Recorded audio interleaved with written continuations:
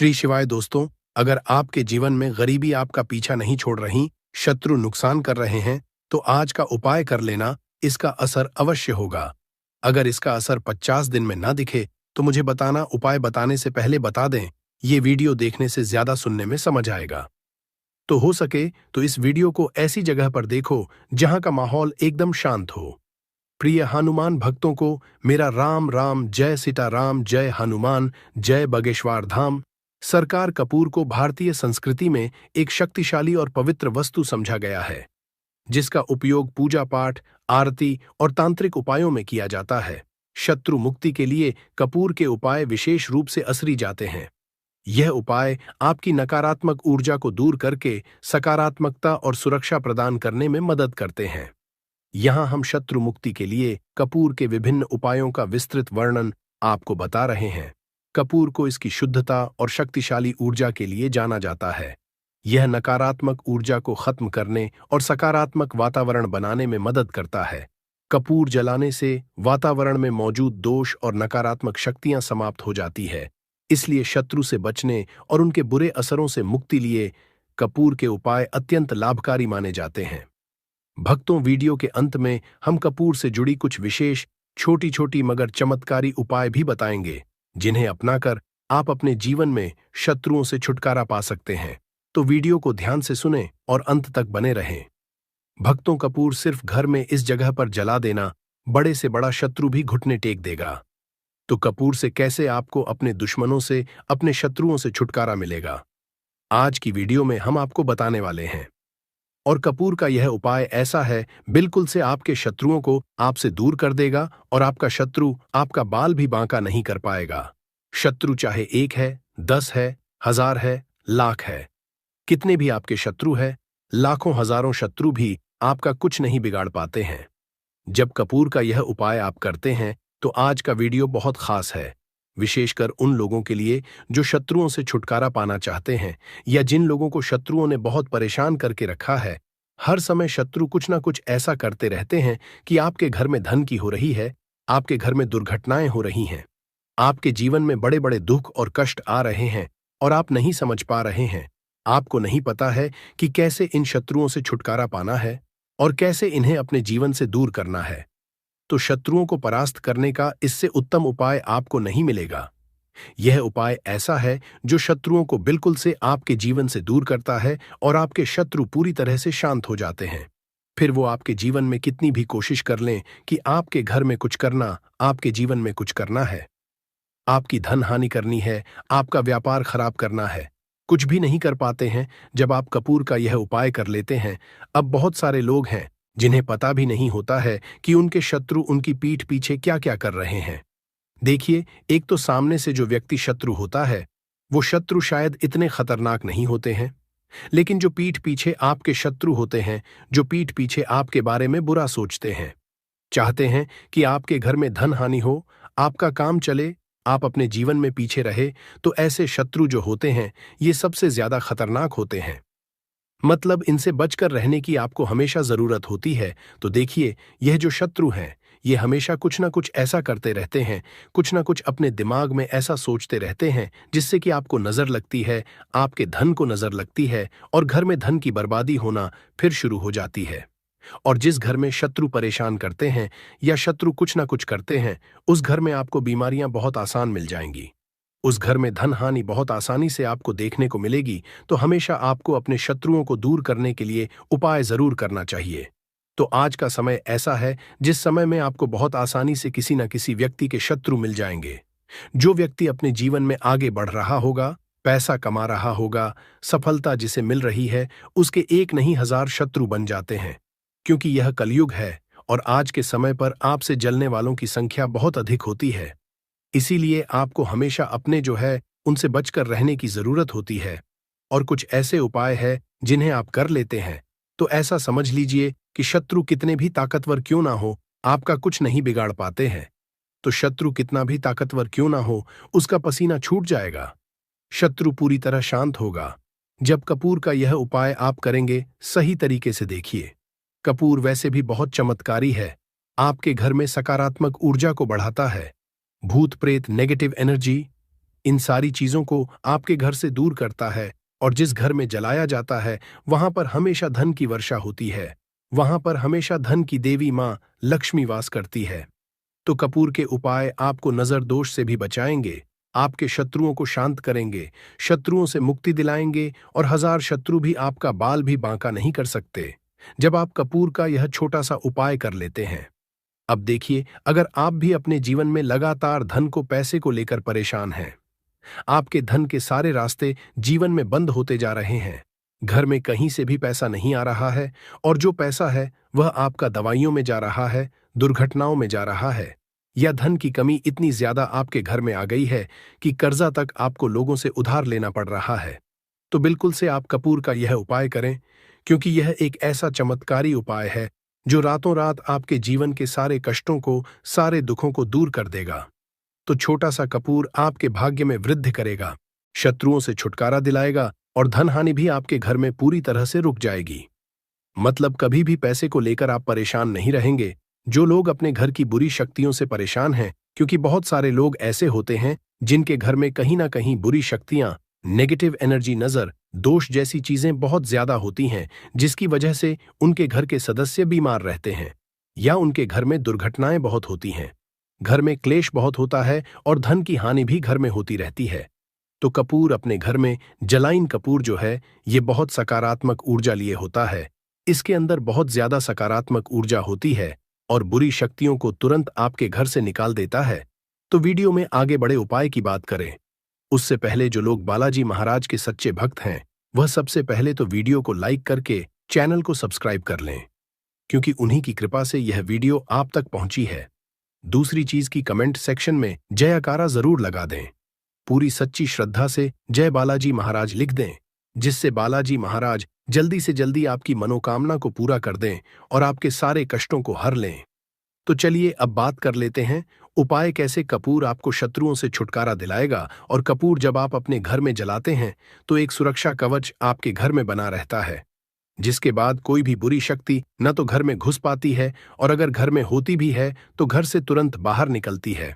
दूसरी चीज, नजर अगर किसी को लगी है तो वह नजर दूर हो जाती है और कभी किसी को नजर लगती नहीं है।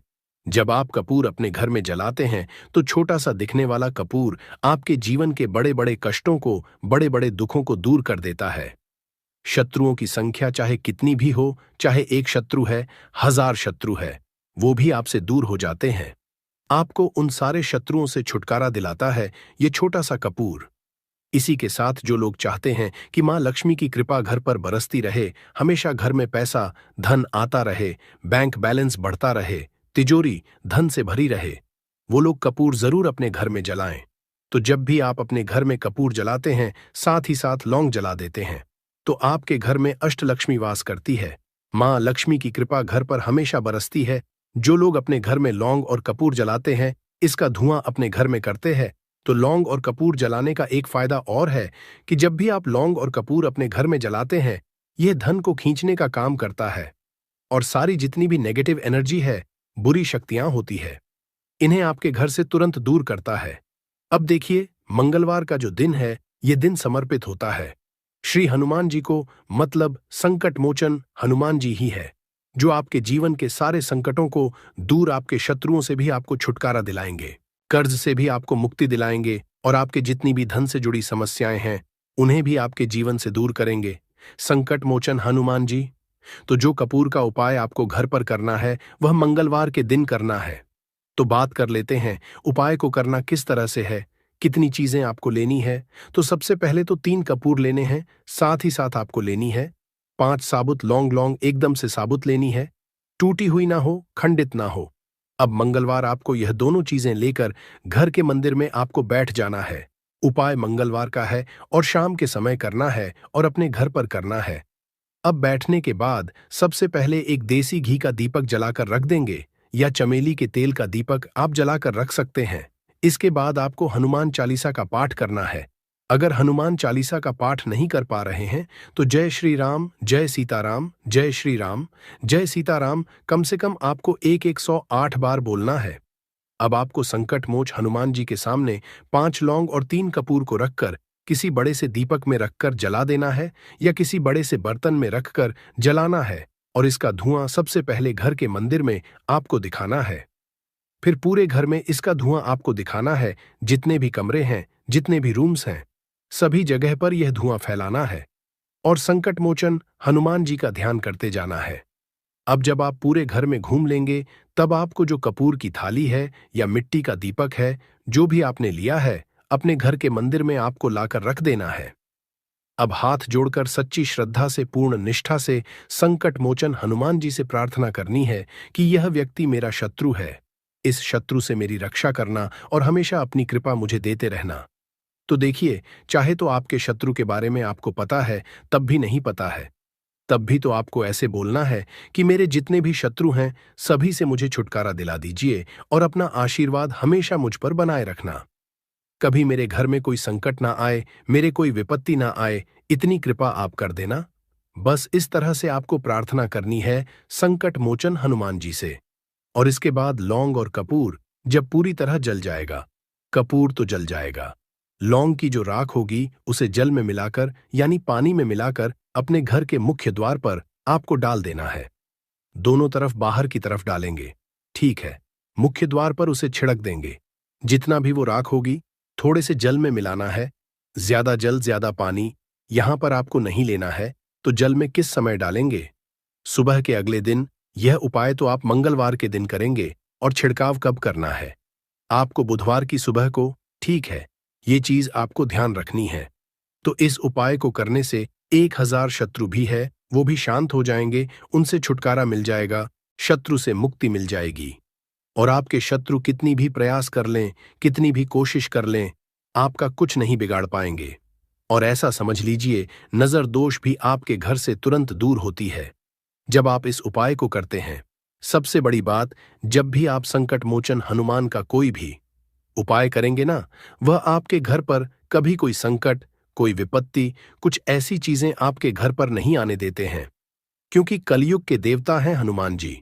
और जब भी आप अपने जीवन में बहुत हार चुके हों, आपको ऐसा लगे कि आज मेरा साथ देने वाला कोई नहीं है, पूरी सच्ची श्रद्धा से आप संकट मोचन हनुमान जी का पूजन करें और फिर देखें कि कैसे आपके जीवन के बड़े से बड़े दुहक भी दूर होते हैं। तो बालाजी महाराज की कृपा हमें हमेशा मिलती रहेगी।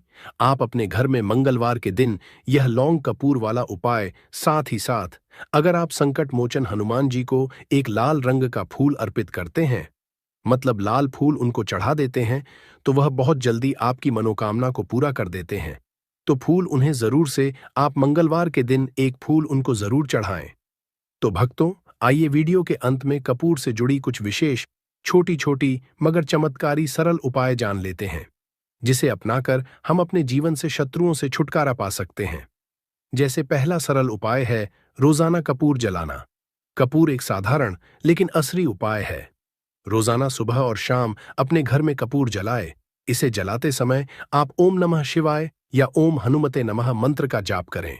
यह उपाय नकारात्मक शक्तियों को दूर भगाने और शत्रु के असर को समाप्त करने में मदद करता है।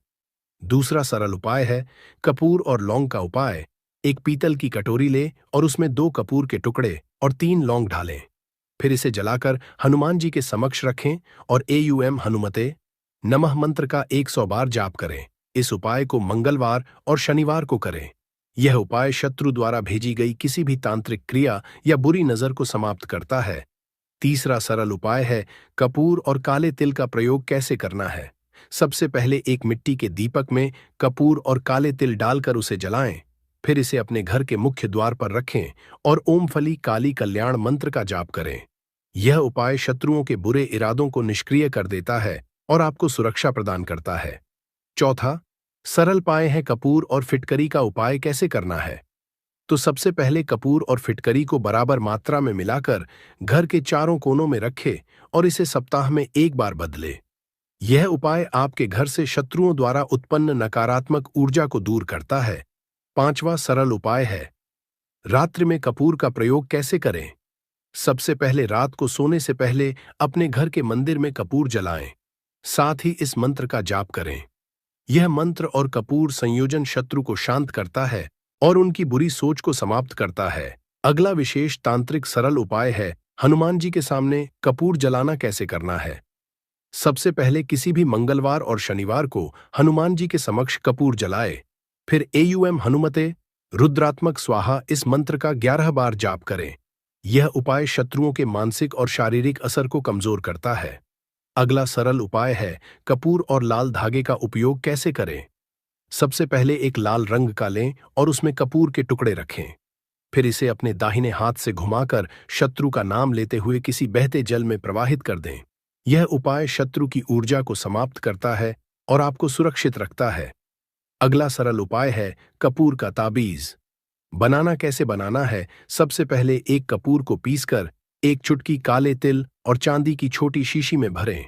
फिर जेड इसे लाल धागे में बांधकर अपने गले या दाहिने हाथ में पहने। यह ताबीज आपको हर तरह की नकारात्मकता और शत्रु बाधाओं से है। अगला सरल उपाय है कपूर और नींबू का उपाय कैसे करना है। सबसे पहले एक नींबू को 4 हिस्सों में काटें और उसमें कपूर के छोटे टुकड़े डालें। फिर आप इसे अपने शत्रु का नाम लेते हुए किसी सुनसान जगह पर रख दें। यह उपाय शत्रु की नकारात्मकता को रोकने और उनकी बुरी सोच को निष्क्रिय करने में मदद करता है। भक्तों, आइए कपूर जलाने के चमत्कारिक आध्यात्मिक और वैज्ञानिक लाभ जिसे जान लेते हैं। जैसे कपूर वातावरण को शुद्ध करता है और सकारात्मक ऊर्जा फैलाता है। कपूर शत्रुओं की बुरी नजर और तंत्र मंत्र से सुरक्षा प्रदान करता है। कपूर मानसिक शांति और आध्यात्मिक शक्ति को बढ़ावा देता है। कपूर शत्रु के नकारात्मक असर को कम करता है और आपको आत्मविश्वास प्रदान करता है। भक्तों, शत्रु मुक्ति के लिए कपूर के उपायों के साथ मंत्र जाप करना अनिवार्य है। जो आगे के वीडियो में हम कुछ महत्वपूर्ण मंत्र आपको बता रहे हैं। आप चाहे तो इसे किसी कॉपी में नोट करके रख लें। पहला है हनुमान मंत्र। यह शत्रुओं के नकारात्मक असर को समाप्त करने में मदद करता है। दूसरा है दुर्गा मंत्र। ओम इस मंत्र का जाप करने से दुर्गा माता की कृपा हासिल होती है और शत्रु शांत हो जाते हैं। तीसरा है शिव मंत्र। ओम सुगंधि। यह मंत्र शत्रुओं से मुक्ति दिलाने और आपके जीवन में शांति लाने में सहायक होता है। भक्तों, इन सभी उपायों को करते समय कुछ सावधानियां और सलाह है जिसे जानना बहुत ही आवश्यक है। जैसे कपूर के उपाय लेते समय पूरी निष्ठा और विश्वास रखें। अगला सावधानी है पूजा स्थान को साफ सुथरा रखें और सकारात्मक सोच बनाए रखें। अगला सावधानी है उपाय करने से पहले स्नान करके शुद्ध हो जाए। अगला सावधानी है कोई भी उपाय करने के दौरान शत्रु का नाम बार बार मन में लें, लेकिन इसे दूसरों के सामने न बोलें। अगला सावधानी है यदि उपाय जटिल लगता है तो किसी अनुभवी व्यक्ति या पंडित की सहायता लें। भक्तों, कपूर के उपाय शत्रु मुक्ति के लिए अत्यंत असरी है। यह आपके जीवन में ऊर्जा का संचार करता है और शत्रुओं के बुरे असरों से आपको बचाता है। इन उपायों को नियमित रूप से करने से न केवल शत्रु बाधाओं से मुक्ति मिलती है, बल्कि मानसिक शांति और आत्मविश्वास भी बढ़ता है। पूरी श्रद्धा और विश्वास के साथ इन उपायों को करें और अपने जीवन को सुखद बनाएं। भक्तों, इसी के साथ आपको कुछ भी ऐसा जो समझ नहीं आया हो तो कमेंट सेक्शन में आप पूछ सकते हैं और वीडियो को लाइक कर जयकारा लगाना बिल्कुल ना भूलें, जिससे कि बालाजी महाराज की कृपा आपके ऊपर हमेशा रहे। तो जय श्री राम, जय सीताराम जरूर लिखकर जयकारा लगाएं, जिससे कि बालाजी महाराज आपके ऊपर हमेशा कृपा बरसाते रहें। मदद कर सकती है। दोस्तों, हम बार जीवन में छोटी छोटी चीजों को नजरअंदाज कर देते हैं, लेकिन वहीं कुछ चीजें हमारे भाग्य पर अच्छा बुरा असर डालती हैं। घड़ी की ही तरह घर में और भी कुछ चीजें हैं जो आपके वास्तु दोष का कारण बनती है और आपकी परेशानी की वजह बनती है। तो आइए पहले जान लें, क्या आपको अपने घर में वास्तु दोष के बारे में कैसे पता लगता है और किस तरह से आप बड़ी ही आसानी से इसे कर सकते हैं। दोस्तों, वास्तुशास्त्र के अनुसार किसी भी घर में वास्तु दोष होने से सुख, शांति और पारिवारिक उन्नति में बाधा पैदा होती है। वास्तु दोष के कारण पनपने वाली नकारात्मक ऊर्जा से व्यक्ति के भाग्य पर बुरा असर पड़ता है।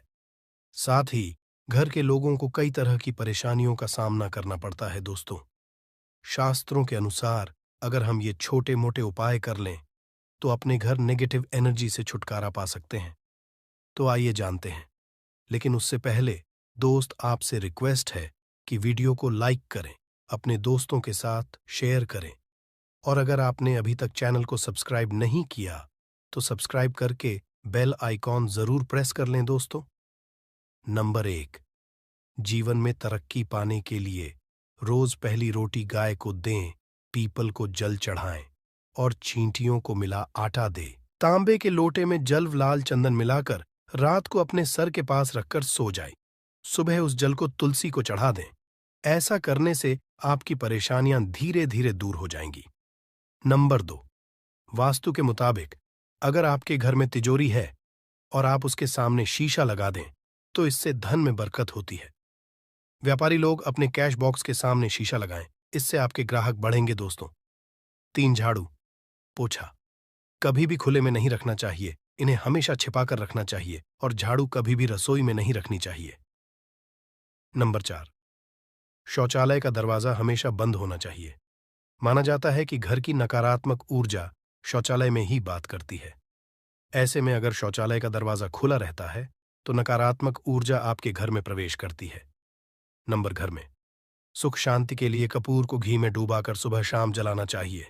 इससे घर में वास्तु दोष भी कम होता है और रह रहे सदस्यों के जीवन की परेशानियां दूर होती हैं। दोस्तों, नंबर 6, दुर्घटना से बचने के लिए शाम को हनुमान चालीसा के बाद कपूर जरूर जलाना चाहिए। नंबर 7, घर में जिस जगह वास्तु दोष हो वहां कपूर की 2 टीकियां रखें। खत्म हो जाने के बाद वहां दोबारा इसे रखें। नंबर 8, अस्त के बाद कभी भी किसी को दूध, दही या प्याज नहीं देना चाहिए, यह भाग्य में बाधक भी बन सकता है। नंबर 9, घर के मुख्य द्वार पर कूड़ादान कभी भी न रखें। नंबर 10, घर में टूटा हुआ शीशा कभी भी नहीं होना चाहिए। नंबर 11, अच्छे भाग्य के लिए सुबह नहाते समय पानी में थोड़ा सा कपूर का तेल मिलाएं। शनिवार को चमेली का तेल भी मिला सकते हैं।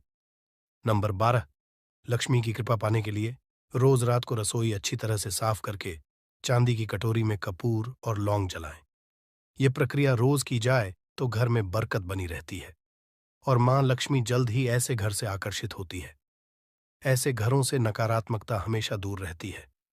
दोस्तों, नंबर 13, घर के सोने वाले कमरे में पौधे नहीं लगानी चाहिए, इससे आपके ऊपर नकारात्मक असर हावी हो सकता है। नंबर 14, घर में पौधे लगाते समय पानी में सेंधा नमक डालें। सादे नमक का भी आप उपयोग कर सकते हैं, लेकिन दोस्तों ज्यादा फलदायी होता है। आपको शुभ फल जल्द ही हासिल होंगे। दोस्तों, घड़ी की सही दिशा आपके जीवन को भी सही रास्ता दिखाने में मदद कर सकती है। इसके अलावा कैलेंडर को किस जगह लगाना चाहिए और किस जगह पर नहीं, ये भी हम जानेंगे। सबसे पहली बात जिसकी हम बात करेंगे वो है दोस्तों घड़ी का आकार, यानी घड़ी की शेख। दोस्तों, शास्त्र के अनुसार गोलाकार की घड़ी या अंडाकार घड़ी सबसे उत्तम मानी जाती है, पर आजकल देखा जा रहा है कि बाजार में कई तरह की घड़ियां मौजूद हैं जिसमें घर के सदस्य या भगवान की तस्वीरें और फोटो भी लगी होती है। लेकिन दोस्तों, आपको बता दें कि घड़ी के साथ तस्वीरें लगाना बिल्कुल भी सही नहीं है। इससे आपके घर के सदस्यों के जीवन पर समय का असर देखने को मिल सकता है।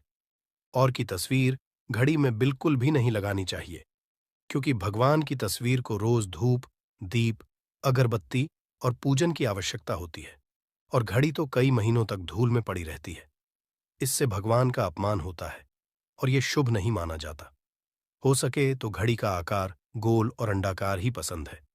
घड़ी का गोल या अंडाकार बोना हमारी पृथ्वी के आकार को दर्शाता है, जो को और घड़ी में नुकीले कौन होते हैं और वास्तु के अनुसार नुकीली चीजें नकारात्मक ऊर्जा का संचार करती हैं।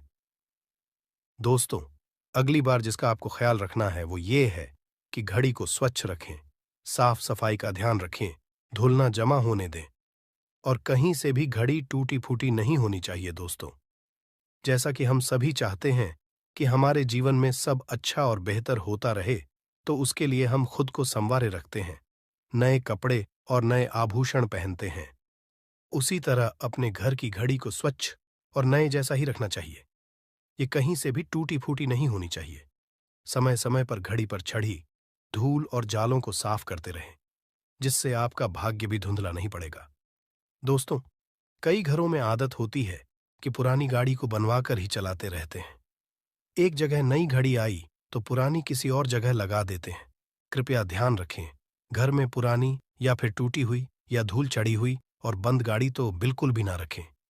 क्यों? इससे घर में नकारात्मकता और दरिद्रता का वास होने लगता है। बंद पड़ी घड़ी को घर में रखने से व्यक्ति के जीवन में नए अवसर नहीं आते और वो अपने कार्य में सफलता हासिल नहीं कर पाता।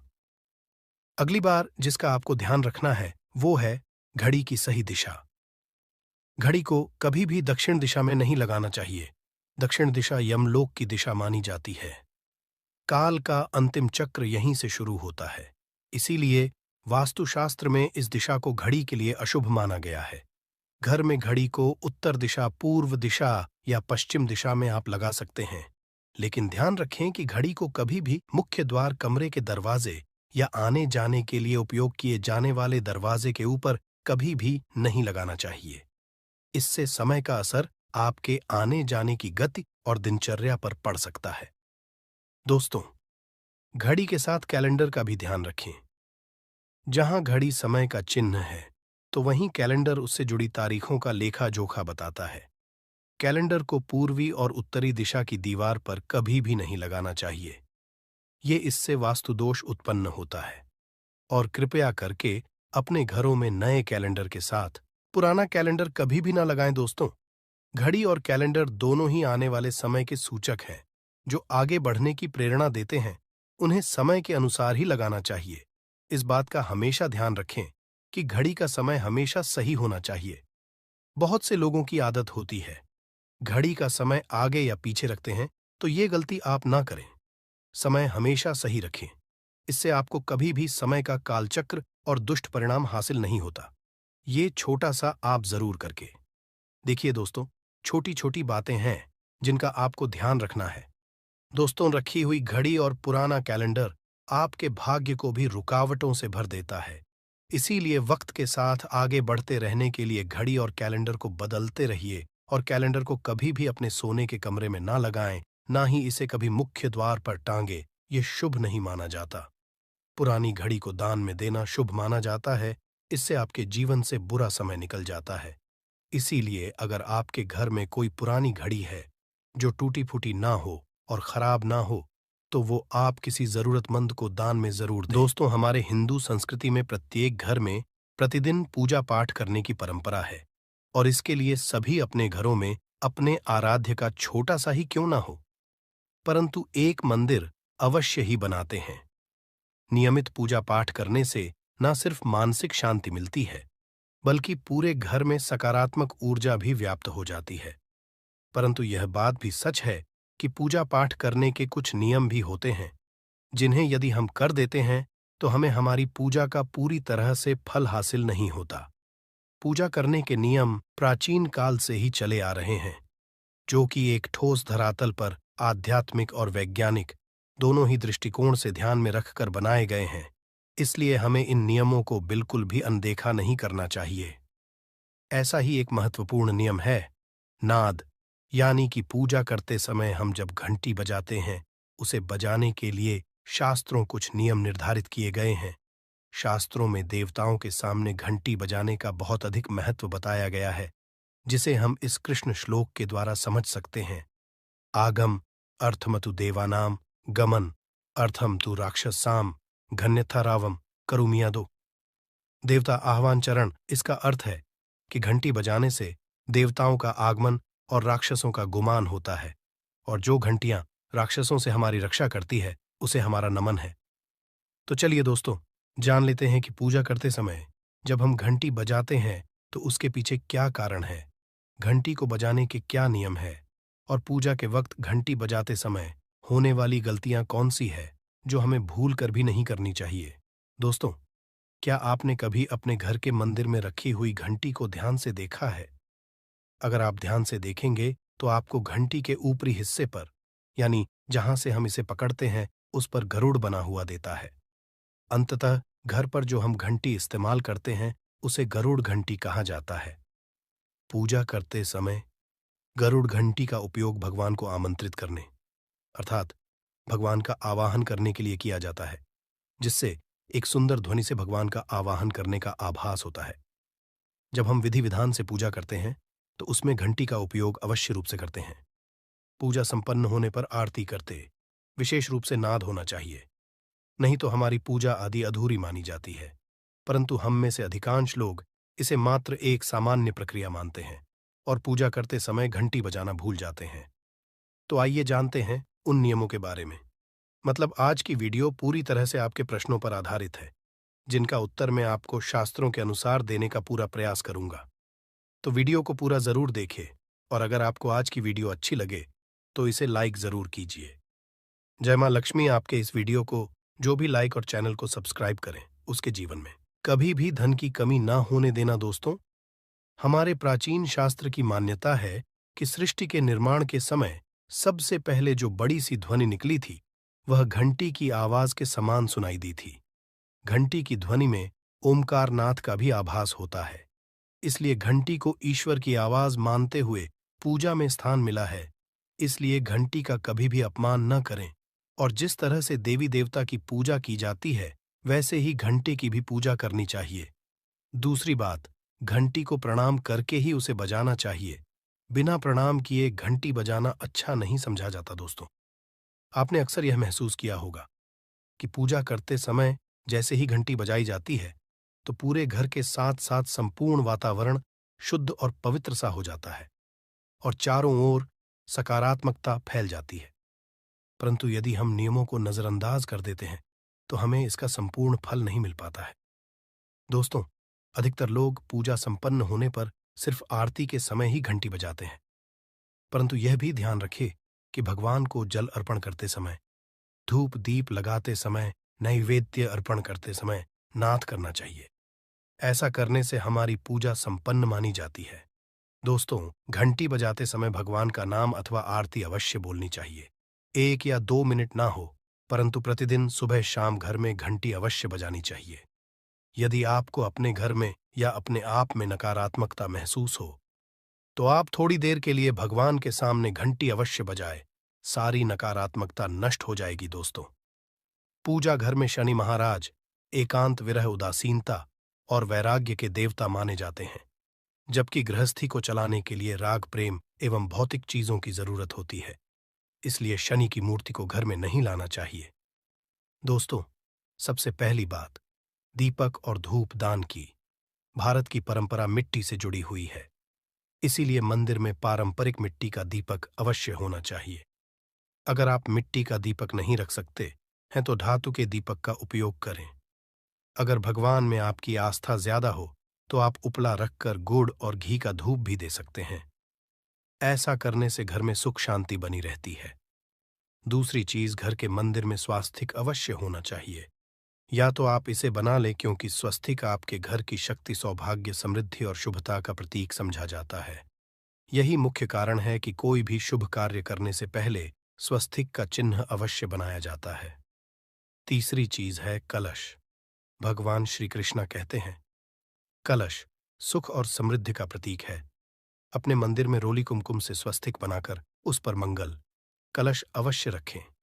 ऐसा करने से घर में सदैव समृद्धि बनी रहती है और की हासिली होती है।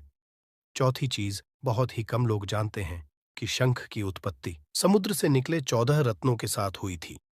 इसी कारण से शंख महालक्ष्मी को अत्यंत प्रिय है। शंख की ध्वनि से सकारात्मक ऊर्जा का भी संचार होता है, इसीलिए मंदिर में शंख अवश्य होना चाहिए।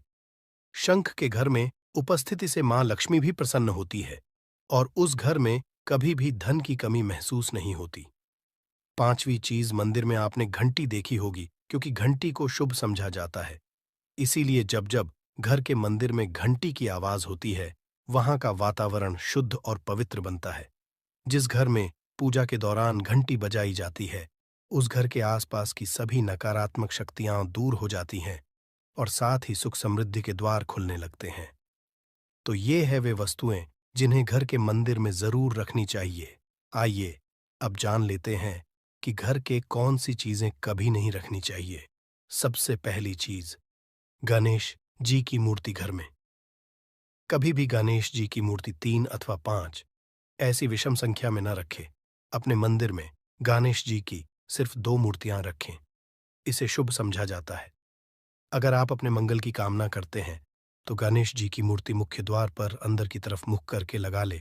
कई लोग ये गलती करते हैं कि मुख्य द्वार पर गणेश जी की मूर्ति बाहर की ओर मुख करके लगा देते हैं, जिससे उन्हें काफी नुकसान का सामना करना पड़ता है। अगर आप चाहे तो द्वार के दोनों ओर लगा दें या फिर मुख्य द्वार के अंदर की ओर लगाइए, परंतु बाहर की ओर कभी भी नहीं लगानी चाहिए। दूसरी चीज, टूटे हुए चावल। अपने मंदिर में कभी भी टूटे हुए चावल ना रखें। इसके साथ ही पुराने चढ़ाए हुए चावल अधिक समय तक ना रखें। यह नकारात्मक ऊर्जा फैलाते हैं। यह बात भी ध्यान रहे कि आप मंदिर में रखने वाले चावलों का इस्तेमाल हल्दी में भिगोकर ही करें। इससे अधिक शुभ परिणाम मिलेंगे। 3 की तस्वीरें। इसके साथ ही अगर आपके घर के मंदिर में पूर्वजों की तस्वीरें रखी हुई हैं तो उन्हें तत्काल बाहर निकाल दें। ये आपके परिवार के लिए काफी अशुभ है। धर्म ग्रंथों के अनुसार पूर्वज पूजनीय हैं, परंतु वह देवताओं के बराबर नहीं है। इसलिए अपने पूजा घर में कभी भी मृत परिजनों की तस्वीरें ना रखें। यह आपके लिए अशुभ संकेत है। इसके परिणाम भी काफी घातक हो सकते हैं और मंदिर का वातावरण भी नकारात्मक हो सकता है। इसके अलावा अगर साधु संत को मानते हैं तो उनकी तस्वीर भी घर की किसी दीवार पर लगाएं। उसे पूजा घर में भूल से भी ना रखें। ये घर के वातावरण को नकारात्मक बनाता है। इसके साथ ही महाकाली, काल भैरव की मूर्तियां भी पूजा घर में नहीं रखनी चाहिए। और हाँ दोस्तों, ध्यान रहे कि मां लक्ष्मी के खड़े स्वरूप की पूजा मत कीजिएगा, क्योंकि मां लक्ष्मी हमेशा बैठी हुई मुद्रा में होती है। इसलिए उनके बैठे हुए स्वरूप को ही पूजना सही है। चलिए दोस्तों, अब हम आपको बताते हैं उन अति महत्वपूर्ण चीजों के बारे में जो आपके पूजा घर में होनी ही चाहिए। धर्म ग्रंथों में इन चीजों को अत्यधिक पवित्र और खुशहाली के साथ साथ समृद्धि का प्रतीक समझा गया है। ये चीजें आपको खुशियों की चौखट पर खड़ा करती हैं, इसलिए ये आपके मंदिर में होनी ही चाहिए। गंगा जल की पवित्रता के बारे में तो आप जानते ही होंगे। मां गंगा जो हर किसी के पापों को धूल देती है, लोगों को देती है। अगर आप भी अपने जीवन में सुख और शांति कायम रखना चाहते हैं तो घर के मंदिर में गंगा जल होना ही चाहिए। इसके लिए आप एक तांबे के पात्र में गंगा जल को भरकर रख सकते हैं। यह आपके परिवार में सुख शांति का प्रतीक है, जो घर की पवित्रता को भी बनाए रखता है। इसलिए कभी भी प्लास्टिक की बोतल या अपवित्र बर्तन जैसे स्टील या लोहे के बर्तनों में गंगा जल नहीं रखना चाहिए। ये अशुभ होता है। अगर आप महालक्ष्मी को प्रसन्न करना चाहते हैं तो पूजा करते समय मां लक्ष्मी को कमल का फूल चढ़ाएं। मां लक्ष्मी कमल के फूल पर ही विराजमान रहती है तो उन्हें बेहद प्रिय होता है, क्योंकि ये कीचड़ से निकलकर भी दुनिया में खूबसूरती और पवित्रता बिखेरता है। इसलिए माता लक्ष्मी की पूजा करते समय कमल का फूल जरूर चढ़ाना चाहिए। ऐसा करने से कई गुना लाभ आपको मिलेगा। दोस्तों, इस दिवाली ध्यान रहे कि दीपक ना जलाइए। शास्त्रों के अनुसार जो व्यक्ति दीपक से दीपक जलाता है वो रोगी होता है। ऐसा करने से रोग भी परिवार में पनपते हैं। इसलिए कभी भी दीपक से दीपक नहीं जलाना चाहिए। साथ ही मंदिर में एक घी का और एक तेल का दीपक जरूर जलाइए। ये आपको समृद्धि देगा। घी का दीपक दाईं तरफ और तेल का दीपक बाईं तरफ जलाने से समृद्धि बरकरार रहती है। इसके अलावा लेकर धूप धानी गंगाजल जैसी चीजों को बाएं रखना शुभ होता है। उम्मीद है दोस्तों आप ये समझ गए होंगे कि मंदिर में क्या रखना है। दोस्तों, नींबू के उपाय आज से नहीं बल्कि हजारों साल से पहले से इस्तेमाल किए जा रहे हैं। जो उपाय आज हम आपको बताने जा रहे हैं, नींबू का इस्तेमाल करके उससे आप अपनी हर समस्या का समाधान पा सकते हैं। अगर आप ज्योतिष शास्त्र, वास्तुशास्त्र की किताबों में जाते हैं और अध्ययन करते हैं तो नींबू के ऊपर पूरे 11 अध्याय आपको जाएंगे, जिसका मतलब ये है कि नौकरी पाने के लिए नींबू का इस्तेमाल कैसे आप कर सकते हैं, अपने व्यापार को दौड़ाने के लिए कैसे नींबू का इस्तेमाल करना चाहिए, एवं अगर आपका शत्रु आपका विनाश करना चाहता है तो नींबू के उपाय को आप लोगों को कर लेना है।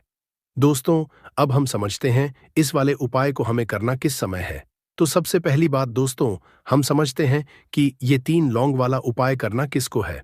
तो देखिए, यहां पर सीधी सी बात है कि यह 3 लौंग वाला उपाय जो उपाय है, ये किस लिए किया जा है। ये मनोकामना को पूर्ण करने के लिए किया जा रहा है, या आपके जीवन में जो दुख और परेशानियां हैं उनको दूर करने के लिए किया जा रहा है, या आपका कोई बड़ा काम है जो कि नहीं हो पा रहा है, आप उसके लिए इस उपाय को कर सकते हो। तो सीधी सी बात यह है कि आप अपनी किसी भी तरह की मनोकामना के लिए इस वाले उपाय को कर सकते हो, तो यह उपाय वह व्यक्ति कर सकता है जिस व्यक्ति को अपनी किसी भी तरह की मनोकामना भगवान शिव जी से पूर्ण करवानी हो। और अगर कोई भी माताएं बहनें जो है अपने घर की सुख और शांति लिए घर में धन समृद्धि को बढ़ाने के लिए वाला उपाय करना चाहती है, तो घर की जो बड़ी माताएं बहनें होंगी वह इस 3 लौंग वाला उपाय को विशेष रूप से करें, क्योंकि माताएं बहनें घर की लक्ष्मी होती है। और जब घर की लक्ष्मी कोई विशेष उपाय करती है तो उसका फल ही बहुत जल्दी मिल जाता है और बहुत बड़ा होकर मिलता है। अन्यथा इस उपाय को कोई भी व्यक्ति कर सकता है, चाहे वह बड़ा हो चाहे वह छोटा हो, वह बच्चा हो। जिस व्यक्ति को यह 3 लौंग वाला उपाय समझ आ गया, वह व्यक्ति इस 3 लौंग वाला उपाय को फाल्गुन संकष्टी गणेश चतुर्थी के दिन जरूर करे, क्योंकि उसको इस उपाय को फल बहुत ही जल्दी मिल जाएगा। क्योंकि 16 फरवरी 2025 रविवार फाल्गुन संकष्टी गणेश चतुर्थी के दिन माता लक्ष्मी जी बहुत आसानी से प्रसन्न हो जाती है। तो आइए अब हम समझते हैं कि इस 3 लौंग वाला उपाय को आपको करना कैसे है और इस उपाय को जो समय है वह क्या है। तो देखिए, इस 16 फरवरी 2025 रविवार के दिन किए जाने वाले ये 3 लौंग वाला जो उपाय है, ये मुख्य रूप से शाम के समय का रहेगा, प्रदोष काल का रहेगा। अब दोस्तों, प्रदोष काल का समय भी एक बहुत ही लोगों के मन में प्रश्न बन जाता है कि दोस्तों ये समय होता कब है, कितने बजे से लेकर कितने बजे ये समय होता है, ताकि हमें उपाय के लिए जो है करने का समय पता लग जाए। तो हम आपको बता दें, प्रदोष काल का जो एक समय होता है, शाम का समय वो होता है शाम के 6 बजे से लेकर शाम के 7 बजे के बीच का। इस समय के बीच में आप उपाय को करेंगे तो आपको उस उपाय का जरूर फल मिलेगा। तो शाम के 6 बजे से लेकर शाम के 7 बजे के बीच में आप लोग इस 3 लौंग वाला जो उपाय को कर सकते हो। तो भैया, बहुत सारे लोग तो ऐसे में खाना दूषित हो जाता है। इस तरह का खाना खाने पर घर परिवार में बीमारी आती है। माता अन्नपूर्णा जी नाराज हो जाती हैं। ऐसे घरों में दरिद्रता का वास हो जाता है। ऐसे घर में रहने वाले व्यक्ति कामयाबी हासिल नहीं कर पाते और राहु केतु का भी बुरा प्रभाव पड़ता है। इसीलिए गलती कभी भी नहीं करनी ही चाहिए। सदैव स्वच्छ हाथों से ही खाना बनाना चाहिए। ऐसा करना माता अन्नपूर्णा को अति प्रसन्न करती है। दोस्तों, नंबर 2 शास्त्र में बताया गया है, जहां पर महिलाएं भोजन बनाती हैं, वह स्थान स्वच्छ ना हो तो राहु केतु का बुरा प्रभाव पड़ता ही है। साथ ही क्षण भी रुष्ट हो जाते हैं। ऐसे घरों में कमाने वाले व्यक्ति पर बुरा असर होता है। पूरा हर धीरे धीरे निर्धनता का शिकार होता चला जाता है। इसीलिए घर सदैव साफ सुथरा रखना चाहिए और गंगा जल से छिड़काव जरूर करना चाहिए। ऐसा करने से माता अन्नपूर्णा आकर्षित होती है और आपको आपके हर कार्य में कामयाबी मिलेगी। साथ ही उसके परिवार के हर सदस्य को उनके काम में कामयाबी मिलती है। नंबर 3, दोस्तों, अपने घर में धारदार चीज नहीं रखनी चाहिए। इससे परिवार में तनाव बढ़ता है और झगड़े आदि होने लगते हैं। ऐसे में रसोई घर में 1 या 2 से ज्यादा चाकू छुरी नहीं रखने चाहिए, ऐसे जिसका आप उपाय नहीं करते हैं, परंतु आपने अब तक रसोई घर में उसे रखा हुआ है। तो ऐसे ही बेकार परिधारदार वस्तुओं को तुरंत ही बाहर कर देना, क्योंकि ऐसी चीजें घर में रखने से नकारात्मकता आकर्षित होती है। इससे काफी बुरा प्रभाव पड़ता है।